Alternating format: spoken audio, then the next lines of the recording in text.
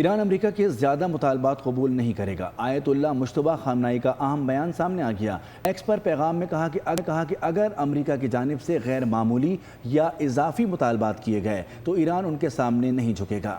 ایرانی قوم اور قیادت طے شدہ شرائط کی تکمیل کی منتظر ہے اور امید ہے کہ قومی اتحاد اور دعاؤں کے ذریعے ملک کو کامیابی حاصل ہوگی۔ براہ راست مذاکرات کا مطلب مخالف فریق کے موقف کو تسلیم کرنا نہیں ہے۔ ایران امریکہ کے زیادہ مطالبات قبول نہیں کرے گا۔ آیت اللہ مجتبیٰ خامنائی کا اہم بیان سامنے آ گیا۔ ایکس پر پیغام میں کہا کہ اگر امریکہ کی جانب سے غیر معمولی یا اضافی مطالبات کیے گئے تو ایران ان کے سامنے نہیں جھکے گا۔